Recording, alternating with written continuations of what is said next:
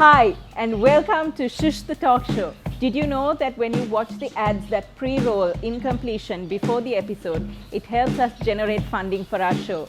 If you like what we do and you'd like to support us, please subscribe and share the channel with everyone you know. You can also continue learning about the subjects that we discuss by reading our column in the Sunday morning newspaper. Today, we are talking about the MMDA, the Muslim Marriage and Divorce Act. Islam is all about being just. So what is just for women might not be just for men. You don't need the girl's signature to get married. Marriages don't have to be registered. It's not compulsory. I have seen people under the age of 18 who have got married and they've had perfectly fantastic marriages. I have to really disagree with this. We have to cap it off at 18.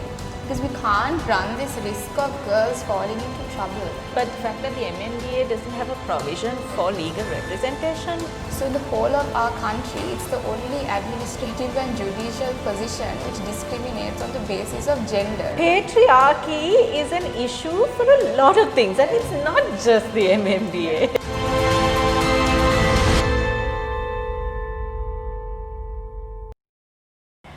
Okay, I'm going to put something in context right now. This show is not about expert opinions, it's not about like these academic scholarly discussions or anything like that. The show is built around the objective of every person deserving the dignity of having a voice, being able to share their perspectives and their experiences without shame or guilt. That's why we say let's talk about the taboos. Also, I think what's important is that we as Sri Lankans or even as global citizens are able to talk to people who come from different backgrounds, who come from different lifestyles, to be able to understand what makes our different cultures work and what makes us tick as human beings. So today's conversation is happening at a little spot in Valavatta. It's called Shawarmas. Shawarmas is on W.A. Silva Mawatha, and I'm assuming they have really good shawarmas. We haven't had any yet, but we're hoping to. And yeah, it's a nice casual place to have a chat with your friends, and come on over and try it out. Today, we are talking about the MMDA, the Muslim Marriage and Divorce Act, which has been kind of causing some news in Sri Lanka for a while, predominantly with Muslim women we've seen Muslim women marching against this, we've seen it being spoken about, but we've seen it kind of on the political stage a lot. We've seen the activists talking about it, or there's always been that whole thing of it's the people in power who have a voice around it. So what I wanted to do, and Shifani predominantly, because Shifani was very passionate about this subject, was to give a voice to the Muslim woman. We have I think Nabila and Tassie who have come, and both of them also have organizations that they run that are there for supporting women who face difficulties. We have started a service group called Girls for Girls, where we work with victims of sexual abuse. So that's one of the things that I'm very passionate about. And because of that, I'm quite an avid Facebook user. And while commenting on a post of a girl who has been abused or sexually molested, we formed a little group of people or like-minded people who wanted to do something about it, and we formed an organization called Stand By Me. So I was one of the founders in that, along with 3 others, and we're trying to spread awareness of this terrible situation in Sri Lanka. I'm an undergraduate, I study science, and I actually started out as a volunteer. I think my first sort of exposure to the country was when we did a tour around the island. We did in every province workshops on peace and reconciliation. I think that sort of opened my eyes out to different culture sensitivities in the island. And then I've been working with the Girl Guides for a long time, revising a handbook for them. So I'm very passionate about girls' education. Right now I work with mostly Muslim women. We have this organization called Sisterhood Initiative. We work with Muslim women. We create a safe space for everyone to come together, have a conversation, and have that knowledge sharing. What have your experiences been? Have you had any direct interactions or direct experiences in your life when it comes to the MMDA? I think as a Muslim, we believe in 2 things. We believe in the teachings from the Quran, And we also believe in the way of life shown to us by our Holy Prophet Muhammad, peace and salutations upon him. And that is what we believe in. Yeah. And everything we do is governed by what the teachings are in the Quran and we call it the hadith, the way of life. So even when it comes to marriage or divorce or inheritance or anything at all, we turn to these two books of jurisprudence, should I say. Yeah. And even when it comes to all of these discussions of the MMDA, I think it's very important to know that people talk about Sharia law. Yeah. There's no book of Sharia law that you open up and you look at, right? This is something that I also, Yes. when I was doing my research for the show, I found out there is no thing called the Sharia law, No, there even though isn't. it's become so sensationalized. Because Yeah. Sharia law is comprised of the teachings from the Quran and the Hadith. That's put together and that's what we turn to. But people assume that Sharia law is just some completely different law that Muslims are supposed to follow. It isn't that at all. It's all the guidance that's passed through our religion. Yeah. You know. And I think when the MMDA was drafted in 1951, yes, a lot of it did follow the Quran and the Hadith, but I think a lot of it also was interpretations by man or customary practices that have been passed down. And I think that's where some of the issues Have started to come out arise. because you've also had a predominantly male person. And I have to say here that as much as there's a lot of finger pointing by non-Muslims about this, as a Catholic, right, I can tell you it's pretty much the same deal even with Christians and all that. Now, when we marry or divorce or whatever, there's a lot of the religion that influences the way we handle our relationships and our institutions of marriage, right? There may have been a law, I think a lot of the Roman Catholic laws around marriage and all that, although they are not national constitutional laws, they have influenced a lot of marriage laws and all that in, you know, in different countries of the world. So religion, any religion does have a fair amount of influence on the way a marriage and divorce works. My experience from the MMDA was when I remember I left school and this girl asked me, Nabila, do you know the MMDA something something? And I was like, what is an MMDA? And she said, Muslim Marriage and Divorce Act. And I thought, oh God, I don't even know what it stood for. Because I think that's how we grow up. We don't really grow up understanding laws and regulations and things like that. And as a Muslim girl, I was so ashamed. I had to like Google and see what it actually meant because we don't know. Yes. And you would be surprised because I work with Muslim girls. A lot of them still don't know what an MMDA is. I think actually because when I was speaking to lawyers who work with the MMDA, like Muslim lady lawyers who told me that one of the biggest problems they have is when they're representing or when they have clients who are moving for divorce or whatever, that their female clients are clueless. So they don't know what options they have. They don't even know how the MMDA actually helps them or sometimes in certain instances. So when we do our volunteer work, we make sure we link ourselves with organizations like the Muslim Personal Law Reforms Action Group. And there's a global organization called Musawa, which works for reform in family law. So we make sure we work with them because we want to get the information straight because we can't interpret the law or any of those things. Something I've really noticed is like if you look at the law straight off the text, right? You don't need the girl's signature to get married. Marriages don't have to be registered. It's not compulsory. The age of marriage is, there is no age of marriage. The caste can that's an decide. issue though. Yes. So all these things, if you look at it, you don't need the girl's voice. So if you don't need the girl's voice to write the law, how is the girl even going to know about the law? Which is when someone is already married, they're going through a divorce, they ask us, Nabila Dada, can you get us through to someone to speak to a lawyer? So what do you want to know about? No, I want to know how to get a divorce. I said, how are you in this situation? No, I got married without knowing the boy. I thought I knew the boy. And then, okay, and the next question is, okay, like, do you know what you want to do? No clue about what MMDA is. Like, there is no understanding. So there's a huge need to educate girls from bottom up. Like these are your rights. This is what the law gives you. This is why we need to reform. This is why you need to understand it really in full. So that is my relationship with them. I must say, if I had a cousin who went through quite a bad divorce about 11 years ago. And the situation at that time was very different to what it is now. Yeah. There has been a lot of progress in support of the woman over the years.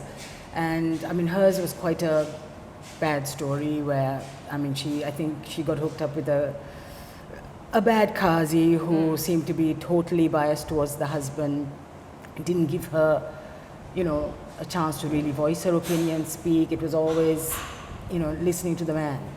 And nowadays, I think the whole system has changed. Yeah. Earlier, the woman and the man, they go to see the Qadi and that's it. They have to keep on communicating with this Qazi, however biased he might be or whatever. Now it's slightly different because once you apply for a divorce, there is a mediator that comes in between. You know, there are certain organizations that the couple is sent to. And then they go through a process of counseling. Yeah. So, and there the female speaks to a female and the male will speak to a male.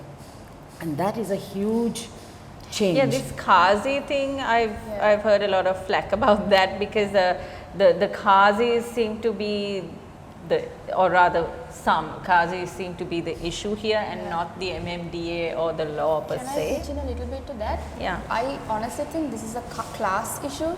So I understand maybe like from what you said, like your relation had a tough time and now you said it's easier. But honestly, it's easier if you have access and if you are rich and if you are influenced. If you're coming from a good family, you can even have the Qazi judge come into your house and do the divorce dealings in a very private and intimate manner in your house. Okay. But if you're not like that, if you're coming from a rural or a very out of the city area, you will have to drag yourself to court. You will have to go hunting for your husband.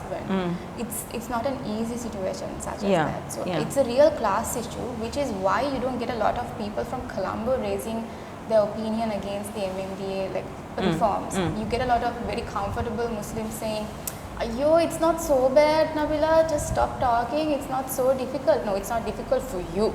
Okay. It's difficult for other people, but you can't empathize because your reality is very different. I also read that one of the criticisms of the MMDA is the fact that that the woman doesn't get to have legal representation in the Qazi court. That she kind of, and I've spoken to a lady who had that experience as well. So what she said was when she moved to a divorce and she was going through a very abusive marriage, so she wanted out because according to the MMDA, the man's consent has to be given for a divorce.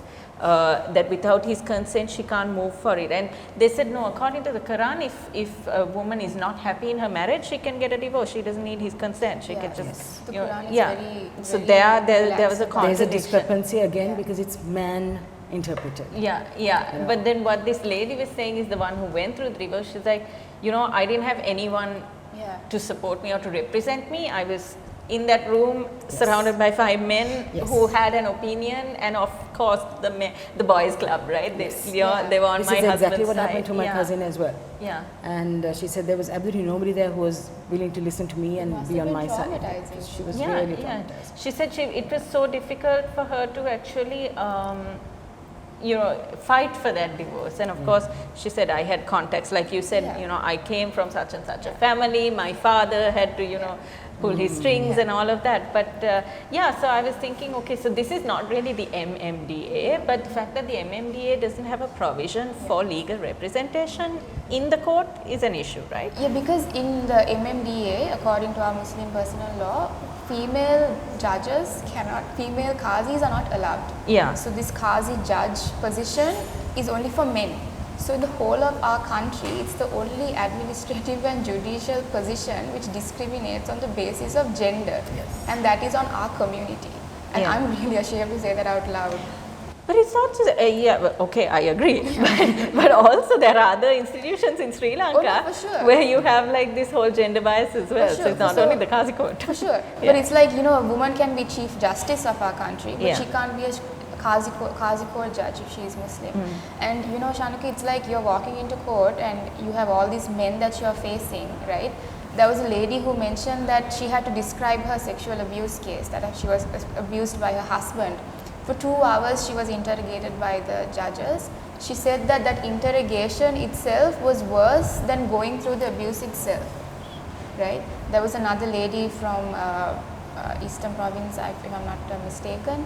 She had gotten a burn on her thigh. This is a very famous case that everyone keeps citing. She had a burn on her thigh. She told the judge that her husband had done this to her. The judge said, okay, raise your gown up and show me the mark if it's actually there. What can she do? She's up against all these administrative officials. What? She did that. And then they said, okay, so if you did that, then probably you deserved what you got. So you are going against a very patriarchal system which is not favoring you most of the time. I know there are nice Qazi judges, there are good Qazi judges, but you know, you can't always keep defending the system if it's broken, right? But I've heard that they are trying to change. They are trying. I don't know how long it will take because as with anything, trying is not the same as actually doing.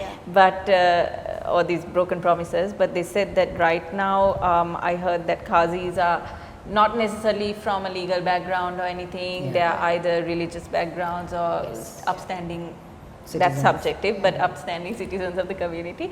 But now they are trying to make a move where all Qazis must be attorneys and have a legal and background also and it would an be really good if we understanding could of it. also have women. Well, that's what has been proposed, isn't it? That they are trying to. But that look at has not been. I'm sure there's a big pushback. I mean, we can't have women DIGs in the country with the police force. So, Well, I think to start off with, Shaniki, something that I learned when I lived in Africa is that the Muslim woman has to sign the marriage contract. Now in Sri Lanka, that was never the case. I never signed my marriage contract. Okay. So if you actually look at it, my marriage may be not even valid.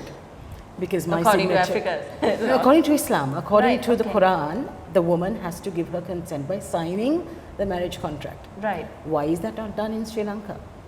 So that's an MMDA that says that you don't need it. Yes, the MMDA doesn't specify that the woman has to sign. So now that is something that they're changing. That is one of the reforms that they've brought about, is that the female has to now sign showing her consent. Then your father or your uncle or whoever can't just marry you off to anybody they feel like it. Yeah. You know, because you have to actually now put your signature down. But then there's that other clause that I've been reading about, that the MMDA also doesn't stipulate a age restriction. So children as young as 12 can be married off. And then again, when I was talking, again, my point of reference is because again, I have no understanding, broad understanding of this. So I had to talk to the lawyers and ask, like, what's the scene here? And what they said was, in Colombo, that doesn't happen. These child marriages and all obviously don't happen. But you do have pockets of communities, like in the East and stuff, where it's a different planet. But you'd be surprised, even in Colombo, in Slave Island, Mardana areas, you do get a lot of cases of child marriages. It's recorded as well. But the thing is, I think what is important to also note is not only Muslims who have child marriages. You know, child marriages have been there through the centuries. It's come about now, it's become a bit more vociferous now because of what's happening. But I don't know, I'm a bit skeptical about having an age of 18 as the marriageable age, because I have seen, to be honest with you, I'm just going to throw it out there, I have seen people under the age of 18 who have got married and they've had perfectly fantastic marriages. At the same time, at the same time, with all due respect, at the same time, there's a lot of teenage sexuality that's happening these days, and you know, so it's twofold, isn't it? But do you think, okay, now we're veering off the MMDA topic. I don't know whether we need no, to but do I think that, child marriage is one of the main problems, you know, that comes about. But like, just because I'm like, this is a bee in my bonnet now, but do you think anyone under the 18, man or woman, is mature enough to make a decision about a commitment like marriage? The word you've hit the nail on the head when you say maturity, and I think people mature at different ages. But I'm talking about these underage females and the MMDA not sort of being strict on how young she needs to be, or how old she needs to be before she can marry, which generally says if you want to give your child away in marriage at the age of 12, is she old enough to actually sign that paper of her own free will?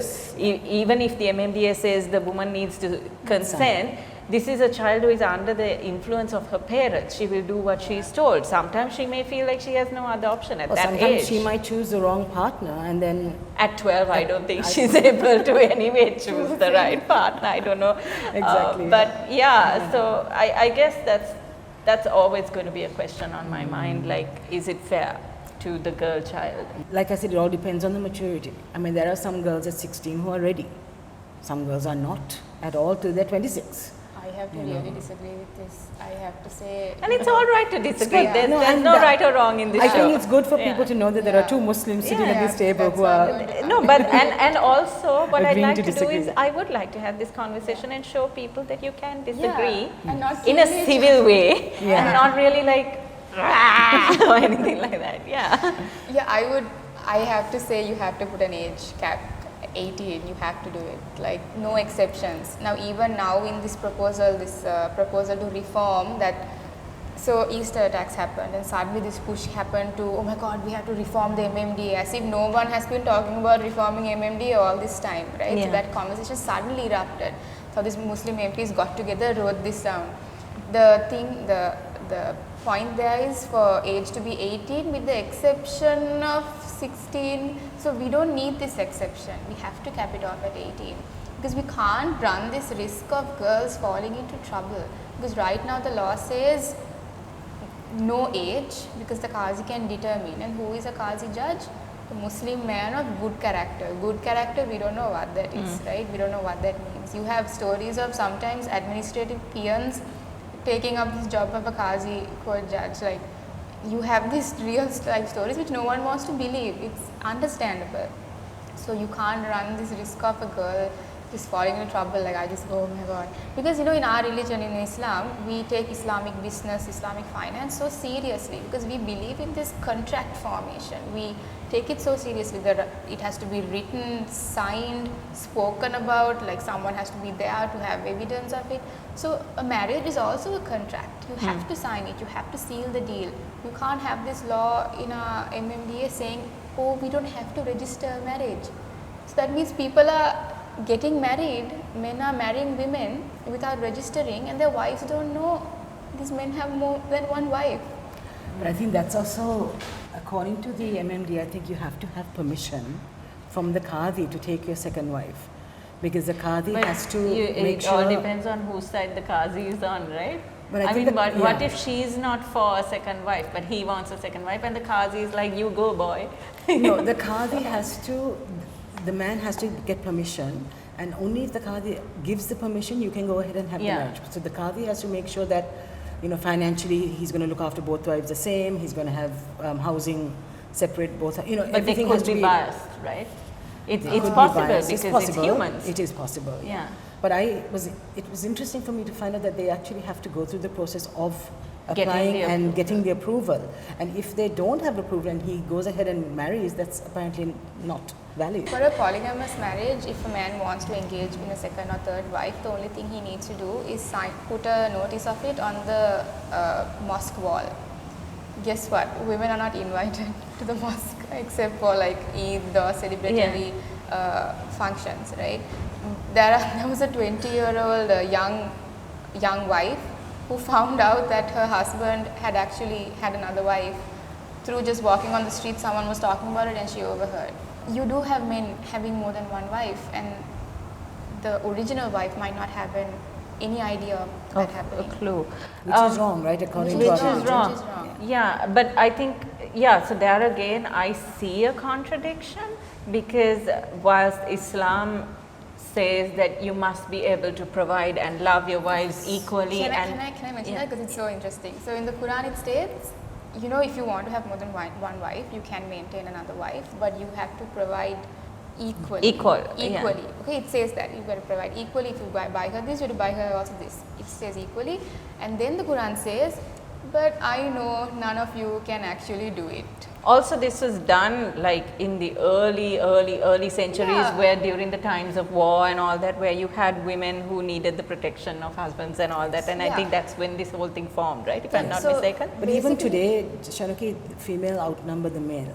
So there are a lot of Muslim women who will not end up with a partner. Right. So a polygamous marriage will help them Okay. not resort Financially or to, yes, whatever. and to have that Yeah. support, For sure. But my thing is that if the Qazi gets to decide and the Qazi is obviously always going, not always, but more often than not, you know, the boys club, right? The man has the strings to pull, whereas she does not have those connections or that influence over Qazi to, you know, where she might not have a power of voice there. In other countries that allow polygamous marriages, they even tell the woman to drop conditions for the husband. One of the lawyers I spoke to said, Chanuki, you have to say this on the show, you have to let girls know, because girls are very, very ignorant about this MMDA and how many things in the MMDA actually also work in their favor that they don't know to even utilize. So for instance, there are things like, okay, if they have gone for a divorce,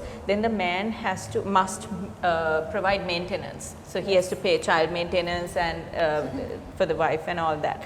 But a lot of men, because the women are ignorant about this, a lot of men actually abscond that. Right? So now once the divorce is through, they pay the maintenance maybe for a month just to, you know, like, oh yeah, I have to pay maintenance, and then they kind of stop paying. And she also doesn't know that she has the right to go to the Qazi court and tell them that he's flouting the law, and they can actually hold him accountable. So a lot of women don't know that. But if he doesn't pay maintenance, you absolutely have the right to use the MMDA to your advantage and say he's not paying up. So when requesting for a divorce, you have the man who can ask for it or the woman who can ask for it. When the woman asks for a divorce, she does not receive compensation. That's the law. But when the man requests for a divorce, he has to provide compensation. So this is something that happens frequently. The man asks for a divorce, and the judge says, okay, you have to provide compensation for the wife. Man doesn't want to provide wife compensation. Goes back home, gives the woman so much of torture that she has to end up in the Qazi court herself and request for a divorce and get the divorce and not have the man pay compensation. This happens. So do you understand what I mean? So technically when the woman asks for it, he doesn't have to, so he makes life hell for her. At home, they go back. So almost forcing her to request for the divorce herself so that he doesn't have to have this pressure of paying the compensation.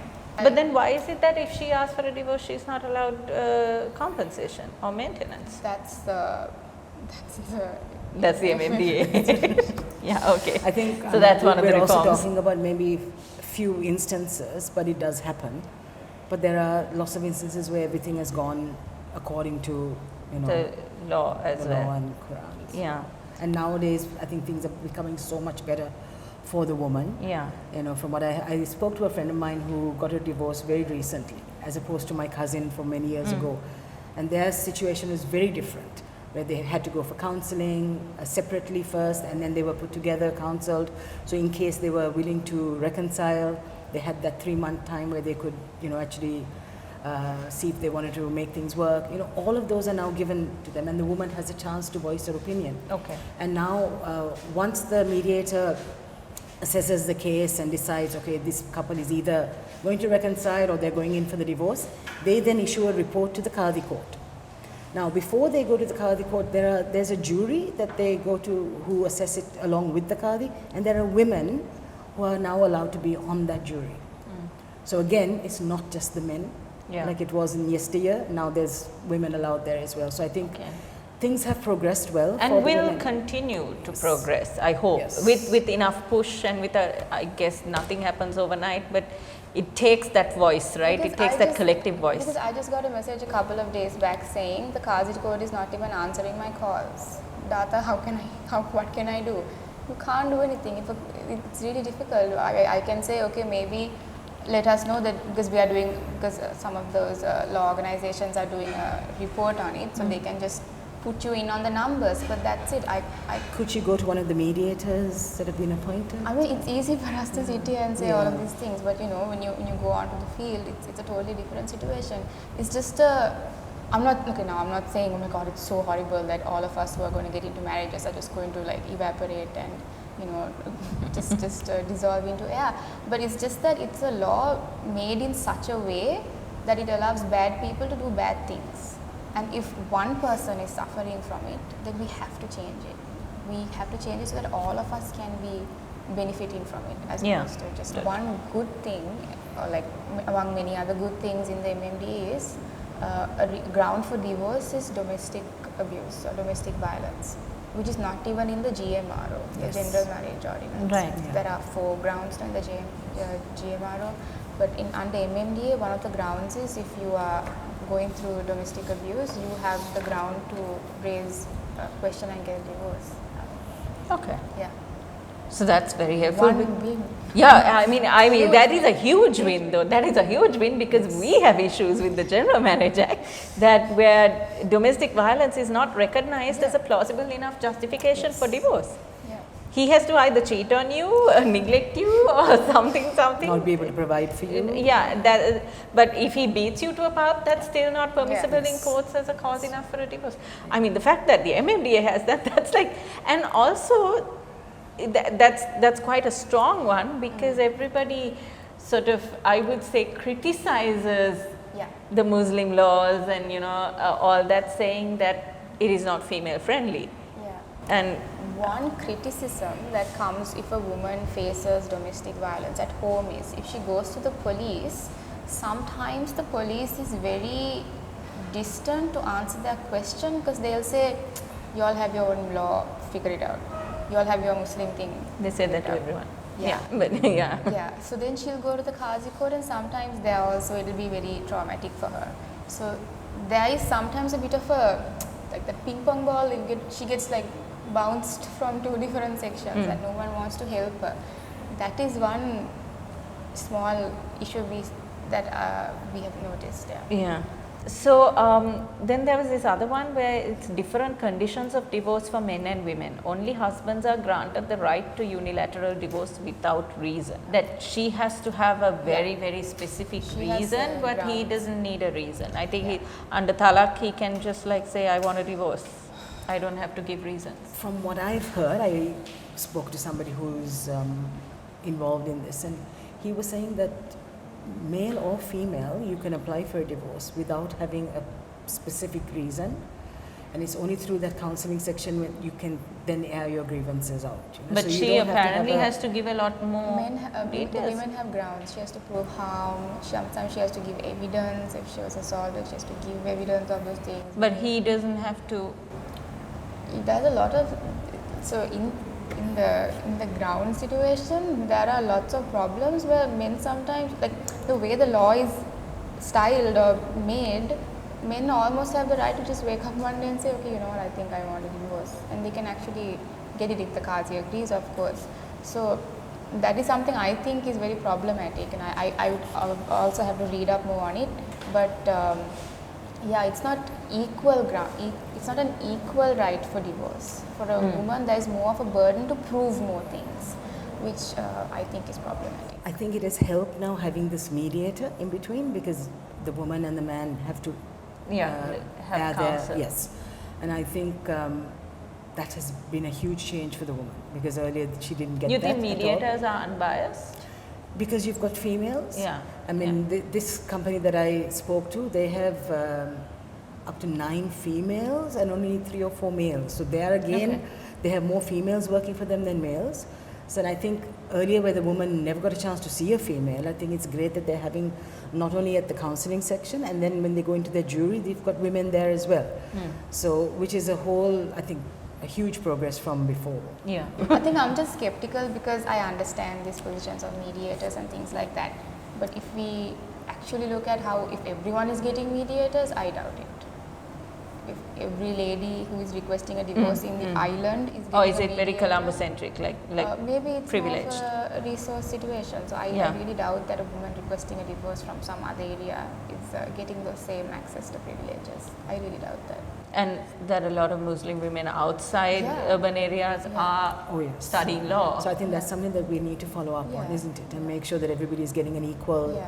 Education hearing and yeah. possibly even moving towards, because of situations like this, and because now if these laws are being reformed, then also having more women in the work to be able to sort of create an equal professional field around that law and stuff. So maybe as Muslim women moving to, or women in general moving towards sort of pushing for the right of the Muslim girl to educate herself in legal work, because you have Muslim families who will say, why does she need to study? I mean, it's like a lot of rural families do that, right? That has she changed needs a lot to now. marry and have the children. What does she need to qualify in anything? Why does she need to go into law? But if we have more Muslim girls becoming lawyers, that can be helpful in the longer run. That right? is why in this proposal to reform the reforms for the MMDA, it's an 18 age limit only with no exceptions, because when you say 16, 17, what happens is that's a critical age. You're doing your O levels, A levels. If you tell that girl, okay, you have the right legally to get married, she might drop out of school. She can drop out of school. She won't pursue her higher education, even her education, right? So if you give that leeway for them to do that, then we can't ensure that every girl is going to be educated and all of those things. So that's one of the reasons that it's only 18. That there is a huge want to study, to get out and to educate, but then we need to make sure that they educate themselves, and also they have the platform to move forward from that, so that they don't just go back.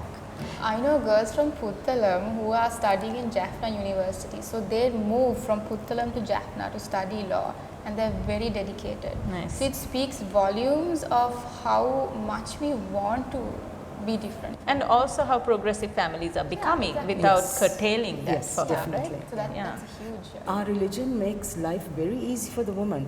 People don't realize that women do have lots of rights in Islam. From owning property to having a business. When you earn money, that's yours. You don't have to share it with anybody else. You even get to share in your husband's wealth. I mean, there's a lot of things that Muslim women do have rights, which Muslim women don't know. A lot of people think we're just oppressed and that's it, and sometimes I don't blame the people for thinking that way, because our Muslim women also don't educate themselves and don't want to know what exactly does our religion. And a lot of the time they don't have access to that education because nobody wants them to know. Yes. Right? My grandmother didn't even finish high school, like she didn't even finish school. She dropped out at grade 7 or 8 or whatever, and she got married, right? And then my grandmother got married when she was 30, because she had to study and do her PhD and this and that, and educate herself, because she had to provide for the entire family. There were about 6 or 7 in the family, right? So I have both these realities from my family tree. And right now my parents are so understanding, because they've had to go through all of those issues to come to where they are. So I have that sort of blessing or like privilege of thinking, okay, you know what, I'll take it when it comes. Like I can do that. So I have that luxury because my parents have suffered so much, or that my family before me has suffered so much. So in a way, this whole, we're so connected, like even you and I, because I'm here because you have done so much for the Muslim community or the female community. Like we're sort of like on your shoulders, right? So I think we have this right to choose now, which is great. But knowing what you know about the MMDA and its limitations, as you see the criticisms you have and the need for reform, would this influence or color your decisions around marriage at present? Yeah, if you fell in love? It scares me, because I need to really know what I'm getting myself into, because I know the way to get out is really difficult, right? So I'll have to plan a lot of escape routes if I want to, and I had to really make a strategic decision. It has to be something like that, because I can't give that right away just because of an emotion. And I think that's important anyway for every girl to know now you what will have that she chance, has. because you will have to sign. Yeah. Right now, in my time, we didn't have that, but I must say my parents were really good as well. Mine was an arranged marriage, but I was able to meet the gentleman and get to know him, and it was my decision. And my parents asked me, "It's your decision. You tell us." So it wasn't forced upon me at all. It was I who had to decide. So it was. I wish more people were as open-minded and broad-minded as our parents. So which. Someday. I think it's changing. It's definitely changing, and I think it's good to put it out there that it's not as it was before. And women, you need to speak out. You need to make your voices heard. You need to educate yourselves on what is out there for you. And really understand what you're getting yourself into. Like just really know the system before you get yourself into it. Because the MMDA is built on the foundations of Islam, do you as Muslim women feel that men and women are equal in Islam? Islam is all about being just. So what is just for women might not be just for men, and what is just for men might not be just for women. So in that case, yes, we are equal, but it's all justice at the end of the day. What do you think? I think it's like, I might be quoting Dr. Zakir Naik, I'm really sorry, not a huge fan, but what to do. I just like this analogy of his, okay? It's like if a man and I do an exam together, it's out of 10. In different sections, I might score like 4, 6, 8 or whatever. But he will also score it in such a way that at the end of the day, it's different from mine, but at the end of the day, the marks are equal. So we have these differences, we have different restrictions, different abilities and all of those things. But at the end of the day, the end result is the same. I'd like to just read a quote from the Quran, if Sure. you don't mind. It says, "O mankind, fear your Lord who has created you from a single soul, and from it he created its mate, and from them both he brought forth multitudes of men and women. Be mindful of Allah, through whom you demand your mutual rights, and revere the wombs that bore you." So I think that also shows that right from the outset we are equal. We come out equal. There's nothing to show that one is superior over the other. But I firmly believe in some, again, when I talk about being just, in some areas the men are superior to the women. In some areas the women are superior to the men. Again, it's all on the consequences and the balance. situation and the, yeah. When it comes to the right of education for Muslim girls, according to Islam, do you think that Muslim girls have equal opportunity to education? In Islam, yes. In how countries are interpreting the law and using religion, no. Yeah. I mean, Malala just got shot in the head for And wanting but to educate. in a different In a country, different country. still practicing her Still religion, practicing her religion. she's Right. leading the world. Yeah, Yes. exactly. And she just graduated from Oxford University, so that speaks a lot, Yes. right? I think a lot of the times it's easy to not educate the woman because it's easy for men to control the system. It's patriarchy, right? So sometimes, or most of the time, men use this veil of religion, culture, and all of that to sort of hide what they really don't want to do. And it's easy for them, it works great for them, but it doesn't work great for us. And I think right from the And- start, even at the time of our Prophet, Yeah. to be honest, he has always spoken about not showing preferential treatment for the Yeah. son. I mean, there's a very simple story that I was reading the other day where in a mosque, a gentleman came with his son and his daughter, and he put the daughter on the floor and he carried his son. And the Prophet saw a problem in that. He said, "You're treating them unfairly." Yeah. Simple example there alone in Islam from 1,400 years ago, you know. And why do we do it today? I mean, when Islam came into being, it was at the time when the female children were being buried alive and Yeah. all of that. And Islam changed things for the women. What countries do you think are practicing or are using the MMDA in the right way? Do you know? To start off, the MMDA came from an adoption of the law from Batavia in Indonesia, right? And then it got mixed with the Roman Dutch law and then some cultural practices, even like some Tamil community practices, it got mixed up and we have this Acharu called the MMDA, right? Even Indonesia has reformed their laws. So where we initially got it from, they have changed, but we are using their old law. So countries like Indonesia are doing a good job. Malaysia, they have female Qazi court judges and they are like doing a superb job. So you have these countries who are using their Muslim law, they're interpreting the Quran from the context that we are in right now, because that's important. You have to use the current Sri Lankan constitution also, you have to involve that, like this whole argument of jurisprudence, you have to use all of these ideas. So the context back then when the law was used, they're changing it to fit to the context right now. So they're doing all these like really important conversations and strategic developments, and they're forming the law to fit the country. So Malaysia, even Tunisia is doing a really good job. It's just that I find it really weird why Sri Lanka is so backward and defending a system that is broken. Like the MMDA is broken Because men. Sorry. Because it was written because by men. You want to say that? It's a fact. It's a right? fact, yeah. Patriarchy is an issue for a lot of things, and it's not just the MMDA. And I think the fact that they've come about with these reforms Yeah. shows that there was a flaw, but they're willing to fix it.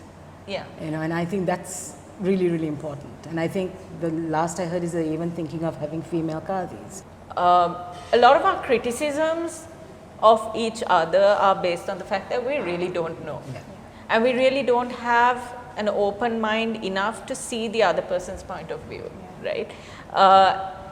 And sometimes that ignorance is what leads to a lot of other things. Of course. And especially what Muslim women go through in this country.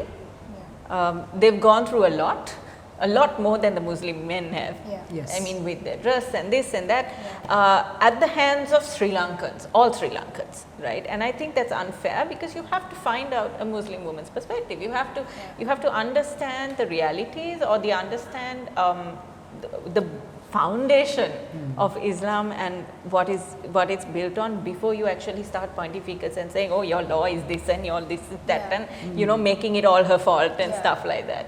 Which is why it's really important to raise the question and provide the answer. So, oh, we don't have Muslim women as Qazi judges, include them. Yeah. Like, you put the question out and you put the answer. Yeah. And like Shanuki, like even in this conversation right now, because you're non-Muslim as well, there's so many non-Muslims who say, how can I get involved? How can I get involved in this? Should I get involved in this? It's Yeah. a Muslim thing, no, should I come? Yeah. So the answer is, now these are all laws, these are all systems.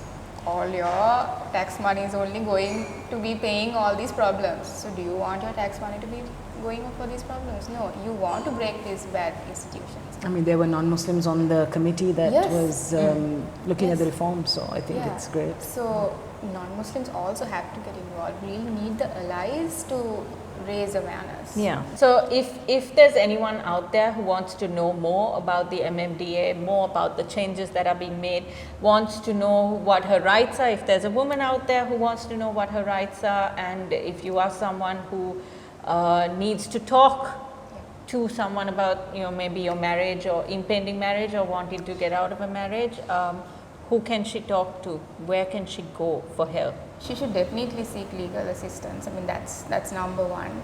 If she wants to learn more about things and want to educate herself, she can always reach out to Sisterhood Initiative. We are on Facebook now, and we're on Instagram as well. And just drop us a message, and maybe we can connect you to the right people, because we don't give information off the bat. Yeah. I think it's okay if I mention that there is an organization called Careline, and they take in people and answer any questions that you might have. And people who have approached me, I've actually sent them to Careline, and they've got brilliant advice and things like Okay. that. So Caroline. Careline, there are a lot of places that they can go to. I'm more than happy for you to contact me as well. Okay. No problem. You'll be inundated now with this show. You'll be inundated with these calls and text messages. We're there for you. We're there for you. And we are there for you.